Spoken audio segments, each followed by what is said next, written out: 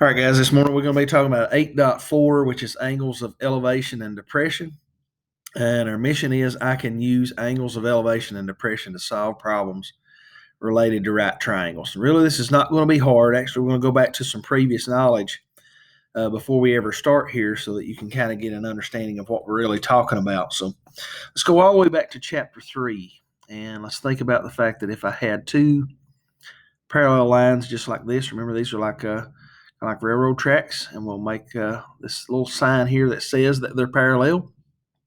If I had two parallel lines and I make a line that goes across those, remember that is called a transversal. And so there's some very special relationships that begin to be created with this particular transversal line that goes across two parallel lines.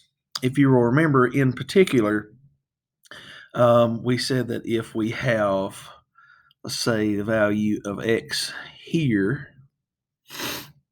then we can also confidently say, and again, by looking at this, you can see that this is an acute angle, that I also have that same exact angle here, okay?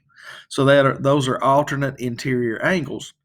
And that's important because, again, it helps give us a little bit of perspective when we're talking about elevation and depression. Because if you think about it, if I've got, I'll just go ahead and do this here. I think it'll make more sense. If I've got a little person here that is actually it's a tall person, right? If I've got a person standing here and they are looking down, let's say we've got a little ground squirrel here. I told you I'm not very good at drawing. There's a little ground squirrel down there on the ground, and if this person is looking down at this little ground squirrel, then when we say we're down and out or we're feeling rough or having a rough day, what do we say? How do we describe that? Well, we say maybe that we're depressed. Well, an angle of depression is just simply an angle just like this, where this individual is looking down at this ground squirrel. So this would be an angle of depression, okay? But if we were to look at it from the perspective of the ground squirrel, well, the ground squirrel is looking up at the human, whoever it is. And so if you're looking up, your eyes are elevated. So it's an angle of elevation. So you notice, though, that the angle that he's looking at here, let's imagine that this is the ground and this is maybe the top of the person's head. Then this angle of elevation is the same as this angle of depression here. Okay. So again, if this is 54 degrees, then this is also 54 degrees. Okay. And that becomes really important because I'll just draw another one here because this one's getting busy.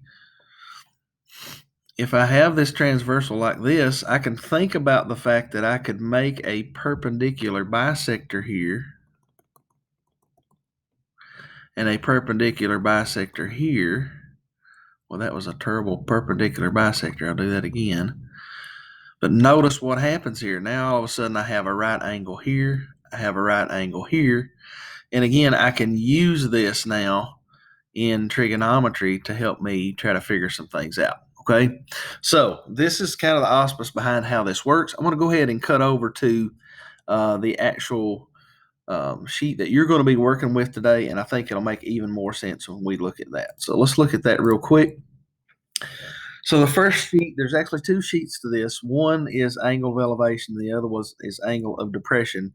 You don't have to get excited, though, because there's only like 4 problems on each page, and I'm going to do one of them with you now, and it's actually going to stay permanently on the notes. So you've actually kind of already going to have number 1 done.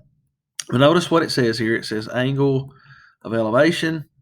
When looking up to an object, the angle of elevation is formed by an observer's line of sight and a horizontal line. So it shows a person here. They're looking at a lighthouse. And you can see this is described as his line of sight. So this is his eyes looking at the top of the lighthouse. And then this is the angle of elevation. So this is the angle that he is looking. Obviously, this lighthouse is much taller than he is. So he is looking up at this angle of elevation. You notice we've got this right angle that's right here. Okay, so let's look at our instructions. Draw and label a diagram, then solve for the missing part. Round to the nearest tenth. Okay, so we're rounding to the nearest tenth. And you may need to draw. I'm not necessarily saying that you have to draw on this. If you want to draw it on your own sheet of paper and then just put your answers here, that's fine. I don't have a problem with that. But let's kind of look at this. It says Casey sights the top of an 84-foot tall lighthouse at an angle of elevation at 58 degrees. So what I'm going to do right now is I'm going to go ahead and draw my own little picture, even though there is one up here that kind of describes this situation. So I have Mr. Casey here again. You don't have to be an artist, just as long as you can kind of get the idea. It says he sights the top of an 84-foot tall lighthouse at an angle of elevation of 58 degrees. So again, he's looking from his eyes. So you gotta think about the fact that you don't start down here at his feet, right? He don't look with his feet. He looks with his eyes. So he's looking up here, right? And we know this is going to end up being a right triangle somehow, some way. But here's the top of the lighthouse. And again, I am not an artist at all. So there's the top of the lighthouse. And this lighthouse is 84 feet tall. So let's go ahead and just kind of write that here. And that's from the top right all the way to the bottom of the lighthouse down here where his feet are. They're on the same level. All right, so it says the angle of elevation is 58 degrees. So let's go ahead and put 58 degrees right there inside that little place right there. We know that would be the angle of elevation. And it says if Casey is 6 feet tall. So let's think about this. So Casey is 6 feet tall. Casey is 6 feet tall. How far is he standing from the base of the lighthouse? So here's where he's standing. Here's the base of the lighthouse. So what we're actually looking for is this right here, okay? So we're going to have some more information. We've got an angle here. We've got a couple of height measurements. But I want you to think about, in order to really work with this as a right triangle, I'm going to have to know this, right? I'm going to have to know the up and down portion right here. Well, we're given enough information, but you're really going to have to think about this.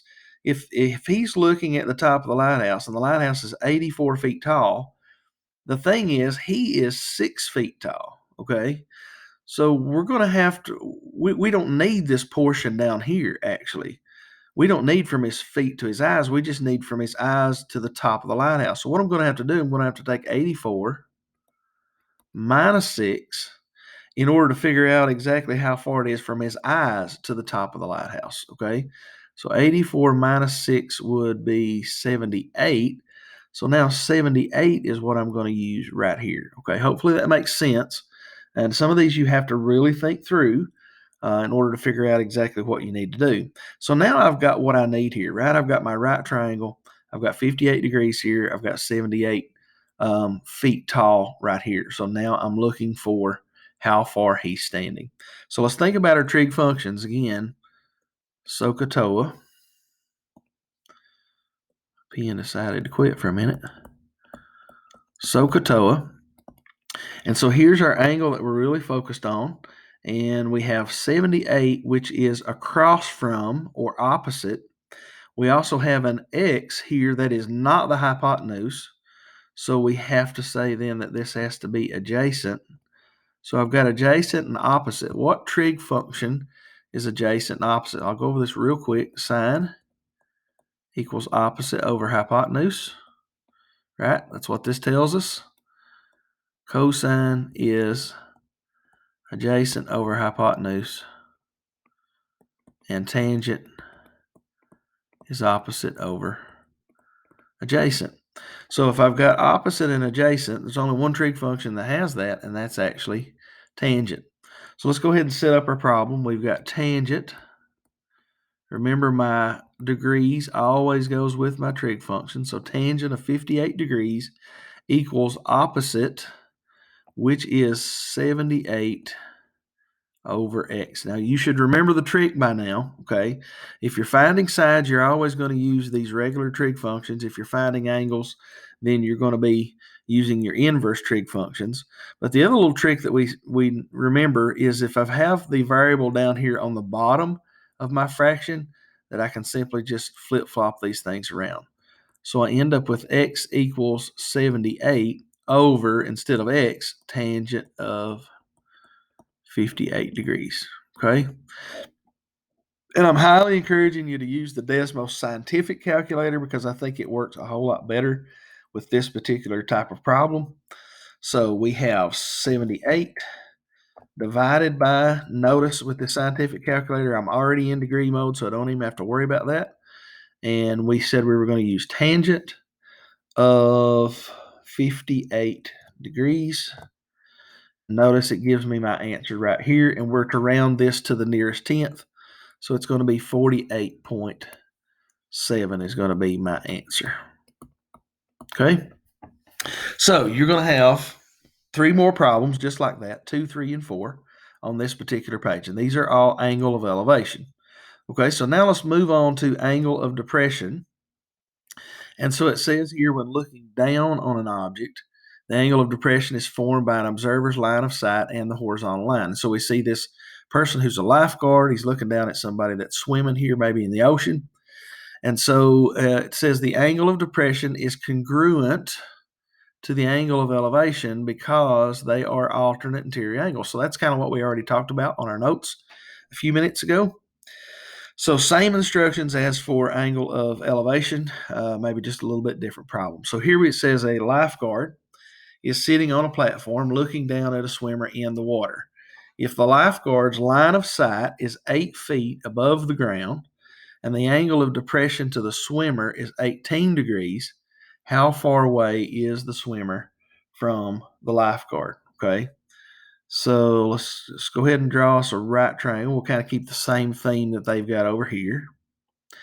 And so we've got our lifeguard sitting on top of a platform, and he's looking down at the swimmer. It says if the lifeguard's line of sight is 8 feet above the ground. All right, so we know that we're going to put 8 feet right there, okay, because this we can imagine is his line of sight. Okay, he's looking down. And it says if lifeguard's line of sight is 8 feet above the ground and the angle of depression to the swimmer is 18 degrees, how far away is the swimmer? So here's our swimmer. Again, I am a terrible artist. There is the swimmer swimming. And we're trying to figure out how far away the swimmer is from the lifeguard. Okay, so we are really trying to find this. Now, my question is, where does my angle go? Because it talks about I've got an angle of depression of the swimmer is 18 degrees. Well, remember we said that this is really based on parallel lines, right? So I've got a parallel line here. And so if his eyes down to the swimmer is 18 degrees, right? His angle of depression is 18 degrees. Then where can I also put that 18 degrees? Remember we said we have 2 parallel lines and we have a transversal, right? And we're saying 18 degrees is right here, then I can also say that 18 degrees would be right here as well, right? So think about this. I've got this transversal. That means 18 degrees is also right here, okay? So let's think about what we have. Again, we have this 8 that is opposite here, and then we have an X that is not the hypotenuse, but it is adjacent. Now, not every one of these are going to be tangent, but this one in particular is going to be